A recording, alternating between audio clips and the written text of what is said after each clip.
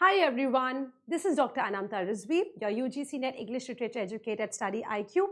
Today I will be discussing about MLA citation in journals. कल मैंने discuss किया था MLA citation in books.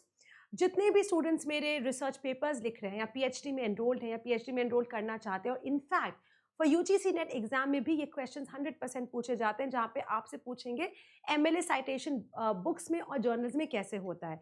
ये दो इंपॉर्टेंट होते हैं. वाई? बिकॉज जब हम लोग अपने थीसिस के एंड में या अपने एकेडमिक पेपर्स के एंड में बिब्लियोग्राफी बनाते हैं तो वर्क साइटेशन करते हैं तो उसमें यही फॉर्मेट होता है जो इम्पोर्टेंट होता है. MLA is not only use in English but कुछ अदर ह्यूमैनिटी सब्जेक्ट्स में भी यूज होता है. तो for sure English literature students के लिए डेफिनेटली MLA है. But if you are from any other field you must ensure कि आपका कौन सा साइटेशन इस्तेमाल होता है. So let us talk about MLA citation. So guys, just to let you all know that I have a very comprehensive course running for the UGC NET December 2024 exam. If you want to go ahead with that, you can avail the course of 5999. You can use my code AR Live. You are getting paper 1 as well as paper 2. Paper 2, English literature completely I will teach you. I am Dr. Anamta Rizvi. I did my PhD from Jamia Millia Islamia, qualified my JRF. You can follow me on the Telegram channel, Dr. Anamta Rizvi, English Literature. Okay, so guys, let's talk about the journal article with one author. Before this video, I will request all my students to definitely watch my MLA citation of books video also. मैंने उसमें formatting की भी बात की है कि कैसे academic paper को format करना चाहिए, books का citation कैसे होता है. अब हम लोग बात करते हैं journals की. हम लोग जब भी पेपर लिखते हैं 100% भी take a lot of academic papers और रेफरेंसेस हमारे होते हैं, वो सब जर्नल से होते हैं. तो कैसे होता है जर्नल्स पे?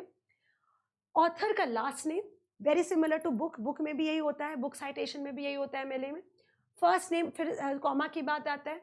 फिर जो आपका पेपर होगा, जो आपका जर्नल होगा, उसके बारे में मैं बात नहीं कर रही हूँ, मैं आपके पेपर के बारे में बात करूँ. जो आप जर्नल से ऐसे या पेपर उठाएंगे उसका जो टाइटल होगा वो इन्वर्टेड कॉमास में होगा, टाइटल ऑफ द आर्टिकल. ठीक है, उसके बाद टाइटल ऑफ द जर्नल. अब जब टाइटल ऑफ द जर्नल में आएगा तो सिर्फ ये वाला पार्ट आप जर्नल का नाम लिखेंगे और बस ये वाला पार्ट आइटैलिक्स में होगा. Okay, so this is something that is there. Volume आएगा, वॉल्यूम नंबर आएगा, इशू नंबर आएगा एंड देन ईयर आएगा, उसके बाद पेज रेंज आएगा. फॉर एग्जाम्पल जैसे सूजन मिलर का आप ऐसे लिख रहे हैं, उसका ऐसे का क्या नाम है या पेपर का क्या नाम है? The evolution of modern art. ठीक है, ये कहाँ पब्लिश हुआ है? जर्नल का नाम है आर्ट हिस्ट्री क्वार्टरली में पब्लिश हुआ है. क्या वॉल्यूम है? वॉल्यूम 22 है. इशू नंबर क्या है? 3 है. कब पब्लिश हुआ है? 2020 में. पेज नंबर क्या है? 150 to 175. Very simple. So let us look at this. Surname आया मिलर, कॉमा सूजन, इन्वर्टेड कॉमास में आया the evolution of modern art. ये आपका आया the title of the article. फिर आपका आया title of the journal art history quarterly, ये आपने लिखा आइटैलिक्स में. यू पुट अ कॉमा है. देन आपका आया वॉल्यूम क्या है? वॉल्यूम मतलब उसका सीरियल नंबर क्या है आपके जर्नल का? वॉल्यूम 22 है. इशू नंबर क्या है? इशू नंबर 3 है. 2022 में ये आया है. और पेज नंबर आप बुक्स में नहीं लिखते हैं लेकिन आप जर्नल्स में जरूर लिखेंगे एंड दैट इज 150 to 175. ठीक है, तो ये आपका हो गया very simple journal citation. Next you have and that is journal article with 2 authors. अब हम लोगों ने कल पढ़ा था ना MLA साइटेशन बुक 2 ऑथर्स के. सिंपल आप जर्नल में भी 2 साइटेशन करें तो ऑथर्स फर्स्ट लास्ट नेम, जो पहला ऑथर होगा उसका आपका सरनेम लिखना है और फिर उसका फर्स्ट नेम लिखना है. एंड देन सेकेंड ऑथर को आप नॉर्मली लिखेंगे, उसका सरनेम पहले नहीं आएगा, first name and last name आएगा. फिर सिमिलरली वैसे आपका इन्वर्टेड कॉमास में टाइटल आ जाएगा आपके आर्टिकल का.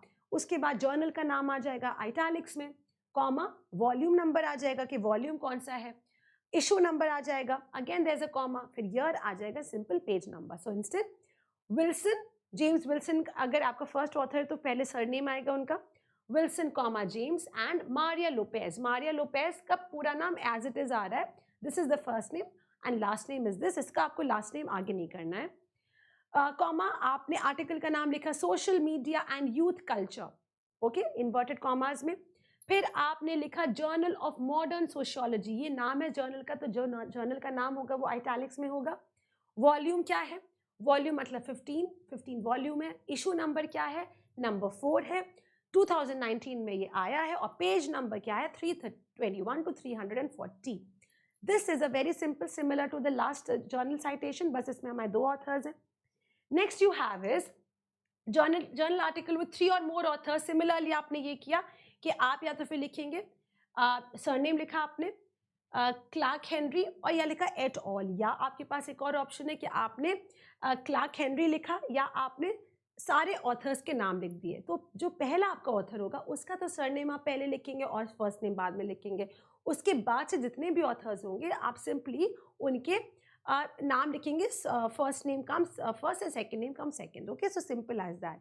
सो Clark Henry and then whatever author, or you can write et al, again inverted commas में climate change and urban planning, environmental studies review नाम है journal का तो in italics में volume 10, comma number 2, comma 2021, comma page number 45 to 67.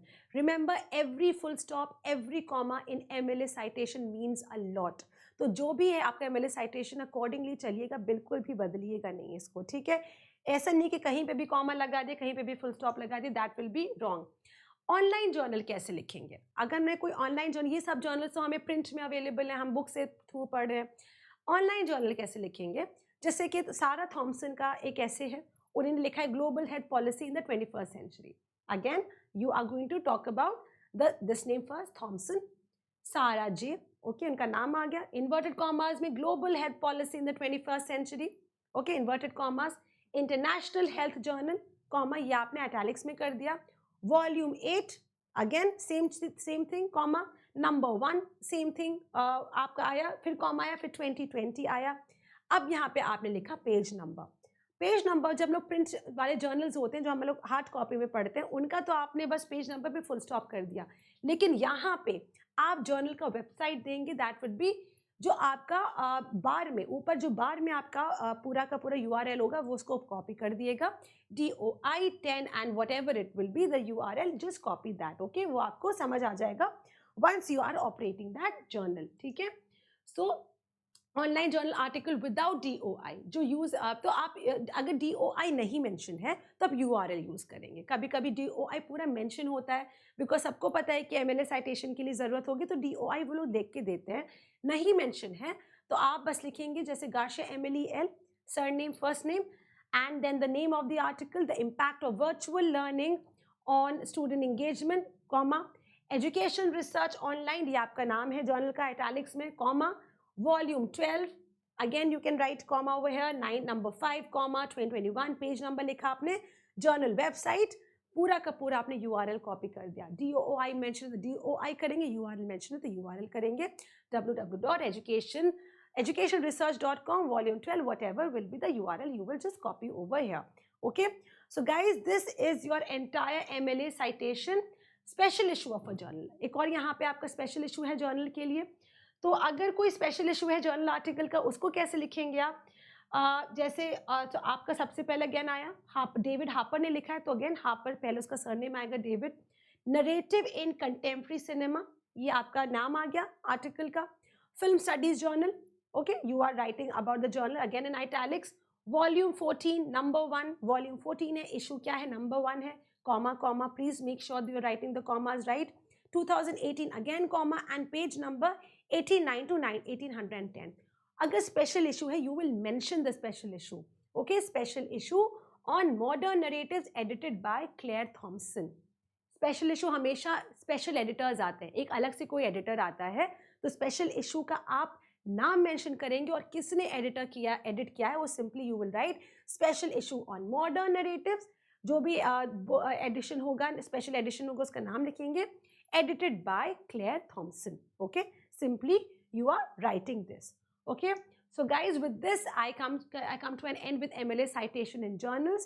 Again, I'm repeating, if you are preparing for UGC NET December course, you can avail my very comprehensive, detailed, simple and easy course on English literature, जो कि आपको 100% JRF NET exam qualify कराएगा English literature में.